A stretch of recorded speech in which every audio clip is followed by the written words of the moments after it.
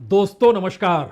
सब कुछ ठीक नहीं है बीजेपी के भीतर, और बीजेपी के भीतर तमाम कद्दावर नेताओं को इसका एहसास हो चला है कि बीजेपी के भीतर सब कुछ ठीक नहीं है। लेकिन सवाल तो यह है कि आखिर सब कुछ ठीक नहीं है तो इसे ठीक करेगा कौन? जिस दौर में बीजेपी अपनी रणनीति और राजनीति और सरकार को साधती है, उन तीनों परिस्थितियों में तो एक ही शख्स है, एक ही चेहरा है, और उस चेहरे के खिलाफ कोई जा नहीं सकता है। लेकिन बीजेपी के भीतर अगर सब कुछ ठीक नहीं है तो क्या वाकई बीजेपी को अब ऐसे अध्यक्ष की जरूरत है जिसके आश्रय सब कुछ ठीक हो जाए, और वो अध्यक्ष कम से कम दिल्ली की मर्जी पर ना टिका हो, यानी मोदी और अमित शाह इनकी मर्जी पर ना टिका हो। लेकिन दूसरी तरफ मोदी और अमित शाह की अपनी अपनी बिसात बहुत साफ बतलाती है कि राजनीतिक सफलता चुनावी सफलता और जीत से जुड़ी हुई है। लेकिन पहली बार सारे प्रयत्न करने के बावजूद भी यह सवाल जब बड़ा हो चुका है कि इससे पहले जो भी संस्थान सर्वे करती थी, 400 पार के नारे को कागजों पर उतारने की दिशा में वह बढ़ चुकी थी और उसकी पहचान अंतर्राष्ट्रीय तौर पर थी।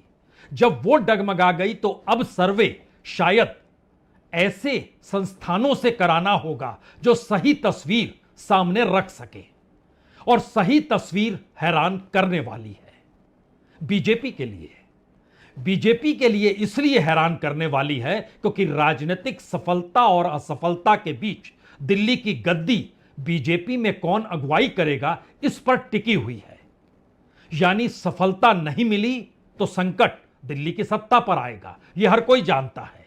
और सर्वे अगर यह इंडिकेट करने लग जाएं कि हरियाणा के भीतर 90 सीटों में से ऐसी बुरी गत बीजेपी की होने वाली है जो इससे पहले कभी हुई नहीं, और महाराष्ट्र के भीतर तो जब से उसने शिवसेना का हाथ थामा, या कहें उससे पहले की भी राजनीति जिस तर्ज पर की, वो तमाम चीजें एक झटके में इस विधानसभा चुनाव में जो नवंबर में होने हैं उसमें धुल जाएंगे, यानी सुपड़ा साफ हो जाएगा। तब जरा कल्पना कीजिए कि कितनी बेचैनी या कितनी घबराहट दिल्ली में मची हुई होगी, और वो कौन कौन से उपाय किस किस रूप में किए जा रहे होंगे कि वो कौन से मुद्दे हैं जिन मुद्दों के आश्रय आगे बढ़ा जाए।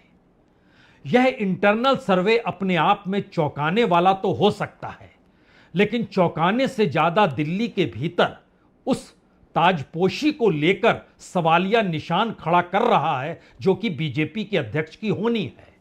और नागपुर के राजनीतिक गलियारों में यह चर्चा जोर पकड़ चुकी है। अगर यह परिस्थिति है और जो सर्वे है जो हम आपको बतलाएंगे, अगर इस आश्रय बीजेपी चल पड़ी है तो इसके मतलब बहुत साफ हैं। ना चेहरा चल रहा है, ना रणनीति ठीक है, ना सरकार की दिशा ठीक है, और ना ही उसके द्वारा उठाए गए मुद्दे पटरी पर हैं। सब कुछ आपके खिलाफ है। तो नागपुर से ही आने वाले उन संजय जोशी को क्या अध्यक्ष बना दिया जाए? यह नागपुर के गलियारों की चर्चा है जो दिल्ली तक पहुंची है। संजय जोशी मोदी और शाह की राजनीति में फिट बैठते नहीं हैं, बिल्कुल खिलाफ हैं, लेकिन संगठन को मथने में माहिर हैं। संगठन को मथते हैं तो बीजेपी एकजुट हो जाती है, इसका एहसास सरसंघ चालक तक को है। लेकिन आज अध्यक्ष का जिक्र नहीं करेंगे, उस पर फिर कभी बतलाएंगे। आज तो मौका उस रिपोर्ट को लेकर मची हड़कंप को लेकर है जिसके बाद महाराष्ट्र के भीतर दर्जन भर नेताओं की नियुक्ति हो गई है कि आप इस क्षेत्र को देखेंगे, कौन मराठवाड़ा को देखेगा, कौन पश्चिम महाराष्ट्र को देखेगा, कौन नागपुर संभाग को देखेगा, कौन मुंबई को देखेगा।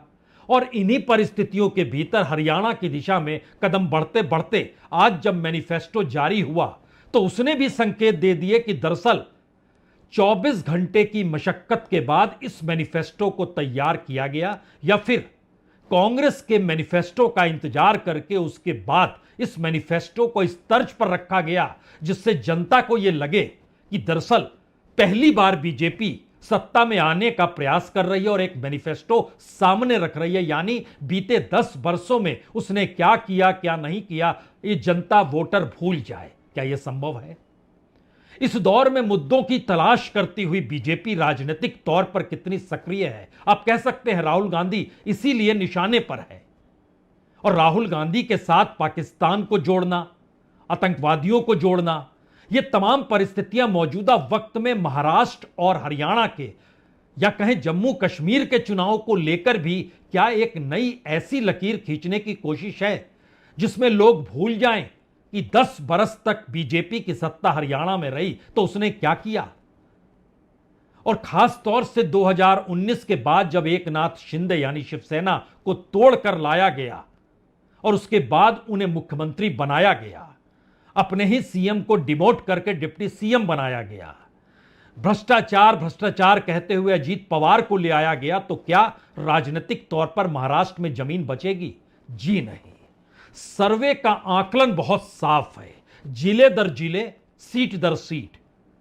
और यह चौंकाने वाला इसलिए नहीं है क्योंकि दोनों राज्यों की परिस्थितियां बीजेपी के अनुकूल है नहीं, और इस दौर में नए नए रास्ते खोजने की शक्ल में खुद प्रधानमंत्री बढ़ चुके हैं। वो चाहते हैं कि इस देश के भीतर दोबारा से वह पुरानी पारंपरिक परिस्थितियां लौट आए। इसीलिए आज जब वो जम्मू कश्मीर में थे तो उन्होंने धारा 370 का जिक्र कांग्रेस और नेशनल कॉन्फ्रेंस से करते करते पाकिस्तान तक का कर दिया। इसको सिर्फ सुन लीजिए, यह मुद्दों के आसरे है, इसके बाद पोटली खुलेगी उस सर्वे की, और उस सर्वे के आसरे बीजेपी के उस तैयारी की जिसकी अपनी राजनीतिक जमीन इस दौर में गायब हो चली है। हम जम्मू कश्मीर में पाकिस्तान के एजेंडा को लागू नहीं होने देंगे।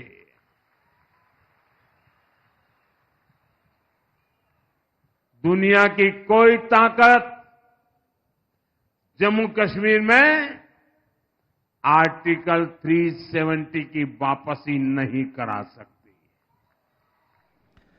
दरअसल प्रधानमंत्री के भाषण के एक छोटे से हिस्से को सुनाने के पीछे सोच यही है कि दरअसल आने वाले वक्त में जब वो हरियाणा में चुनाव प्रचार कर रहे होंगे, कुरुक्षेत्र में एक बार कर चुके हैं, 5 रैलियां उन्हें और करनी है, और उसके बाद जब महाराष्ट्र में करेंगे तो यह एक लकीर समाज के भीतर खिंची जानी चाहिए जिसमें एक तरफ पाकिस्तान का जिक्र होना चाहिए, इस देश के मुसलमानों और हिंदुओं का जिक्र होना चाहिए। राजनीतिक तौर पर समाज के भीतर वोटों के ध्रुवीकरण की दिशा जो इससे पहले बनती चली आ गई, उसको दोबारा से जागृत कैसे किया जा सकता है, यह एक राजनीतिक प्रयोग है। तो क्या इस दौर में बीजेपी के पास कोई मुद्दा नहीं बचा है? उसके अपने कामकाज की उपलब्धियां नहीं बची है? राजनीतिक तौर पर उसने जो भी पहल जहां भी की, क्या उसके पास वाकई कुछ नहीं है? हमने शुरू में जिक्र किया कि क्या वाकई एजेंसी तक बदल दी गई है, तो एजेंसी बदल दी गई है, और नए तरीके से जो इंटरनल सर्वे निकल कर आ रहा है जिसकी जानकारी चंद और पत्रकारों को भी लगी, और एक अंग्रेजी अखबार के पत्रकार ने बड़े ही शालीनता के साथ बतलाया कि दरअसल बीजेपी के एक नेता खुद कैसे कह रहे हैं कि इस बार तो 50 सीट भी मिलनी मुश्किल हो जाएगी महाराष्ट्र के भीतर, जो पिछली बार 105 हुआ करती थी। तो इस सर्वे के भीतर का सच बहुत साफ है। इस सर्वे के भीतर मराठवाड़ा में बीजेपी का सुपड़ा साफ है। इस सर्वे के भीतर विदर्भ में बीजेपी हाफ है। इस सर्वे के भीतर पश्चिम और उत्तर महाराष्ट्र के भीतर जो सीटें हैं वो 15, 16, 17, इससे ज्यादा दोनों जगहों पर सीट पाने की स्थिति में बीजेपी आ नहीं पा रही है। यानी पश्चिम महाराष्ट्र और उत्तर महाराष्ट्र उतनी भी सीट नहीं पा रही है। मुंबई के भीतर उसकी स्थिति नाजुक है। पहली बार वह बिना शिवसेना के मैदान में होगी तो स्थितियां वाकई नाजुक है। ठाणे और कोंकण में भी कोई अनुकूल स्थिति नहीं है। इसको अगर और बारीकी से अगर आप समझे तो 2019 में 105 सीट बीजेपी जीती। 2024 के लोकसभा चुनाव में उसने बहुत कम सांसदों को जीता, 9 सांसद जीते, लेकिन अगर उसके जरिए आप विधानसभा की सीटों पर जाएंगे तो 83 सीटें बीजेपी विधानसभा क्षेत्रों में आगे रही। आप कह सकते हैं कि 83 सीटों पर आगे थी तो 83 सीटें तो जीत ही सकती। अगर आप लोकसभा चुनाव के अक्स तले विधानसभा को देखें जो नवंबर के महीने में होने हैं, सर्वे ने इस पर टिप्पणी की। उसने कहा जी नहीं, ऐसा संभव नहीं है, और उसने बहुत शालीनता के साथ बताया कि जो 83 सीट थी उसमें मराठवाड़ा के भीतर की स्थिति 7 सीटों पर थी, जो कि अब चुनाव हो जाए तो 0 पर आ जाएगी। लोकसभा और विधानसभा के भीतर खड़े हो जाइए, तब का हम जिक्र कर रहे हैं। लोक उस समय 18 सीटें थी लोकसभा के दायरे में विदर्भ में, जो एक झटके में कम होते होते अब 12 तक पहुंचेगी। विधानसभा के भीतर उस दौर को याद कीजिएगा तो वहां 26 से ज्यादा सीटें हुआ करती थी। यह तो लोकसभा की सीटों के अक्सतले हम बतला रहे हैं। लोकसभा की सीट को बेस बनाया गया इस सर्वे के जरिए। पश्चिम महाराष्ट्र में 16 सीट लोकसभा के तहत विधानसभा में आगे बढ़त दिखाई दी, जो कि पश्चिम महाराष्ट्र में 3 से 4 सीट और कम हो रही है। उत्तर महाराष्ट्र में 17 सीटें थी, जो और कम होकर 12-14 सीट के बीच आ रही है। मुंबई के भीतर 11 सीट थी, जो कम कर 7 दिखाई दे रही है। ठाणे कोंकण के भीतर 14 सीट थी, जो 12 सीटों पर आ रही है। जी नहीं, यह सर्वे का एक पहला चैप्टर भर है। हकीकत क्या है? हकीकत यह है कि अगर आप अलग अलग प्रांतों के भीतर इस सर्वे के जरिए चीजों को परखेंगे तो बीजेपी की अपनी राजनीति जो उसने महाराष्ट्र के भीतर खड़ी की, वह बिना शिवसेना के, खास तौर से मुंबई सिटी, मुंबई सब अर्बन, ठाणे का इलाका और रायगढ़ के इलाके में उसका सुपड़ा साफ होने की परिस्थिति में वो आकर टिक जाएगी। यहां 61 में से 26 सीटें उसने जीती थी, लेकिन यह एक झटके में अगर आपको कहे कि यहां 13-14 ही सीट वो जीत पाएगी तो आपको भरोसा नहीं होगा, किसी को नहीं होगा। ऐसा कैसे संभव है? क्योंकि ठाणे में से 18 में से 8 सीटें जीती थी। लेकिन सर्वे बतलाता है कि उल्लासनगर का इलाका हो, कल्याण ईस्ट का इलाका हो, डोंबिवली का इलाका हो, ठाणे बेलापुर का इलाका हो, भिवंडी वेस्ट का इलाका हो, बड़ी कमजोर हो गई है बीजेपी। और इस कमजोरी के बदले एवज में क्या करना है यह आपको हम बतलाएंगे। लेकिन उससे पहले मुंबई सबअर्बन का इलाका, जहां पे उसने 12 सीटें जीती थी, उसके भीतर भी दहिसर का इलाका है, मुलुंड का इलाका है, कांदेवली ईस्ट है, अंधेरी वेस्ट है, घाटकोपर वेस्ट और ईस्ट दोनों है, चारकोप है, गिरगांव है, विले पार्ले है, बोरीवली है। यहां पर उसकी स्थिति नाजुक है। कोई बहुत मजबूत के साथ ही वो नहीं खड़ी, वो नाजुक है, क्योंकि उद्धव ठाकरे की शिवसेना साथ नहीं है, या बाला साहब ठाकरे ने जो अलग अलग शिव सैनिकों के जरिए वहां पर चीजें क्रिएट की, वह पूरा का पूरा मुंबई का सब अर्बन का इलाका डामाडोल हो गया बीजेपी के लिए। और मुंबई शहर के भीतर भी जो 4 सीटें उसके पास थी, कोलाबा, मालाबार हिल, वडाला और सायन, यहां पर कम से कम जो बड़े मिजाज वाला इलाका है, रईसों का इलाका है, कोलाबा और मालाबीर हिल में, वहां पर भी लोग कह रहे हैं कौन सी नीति दिल्ली से चल के निकल कर आ रही है जिसके आश्रय मुश्किल हो जाती है। यह सवाल अगर मुंबई सिटी में है और उससे सटे हुए रायगढ़ में अगर चले जाइएगा तो वहां खासतौर से पेन और पनवेल के इलाके में मुश्किल है, जहां पर वो पिछली बार जीती थी। यानी बिना शिवसेना या उद्धव ठाकरे या बाला साहब ठाकरे की पहचान के बगैर एकनाथ शिंदे के आश्रय यहां नहीं काम चलेगा।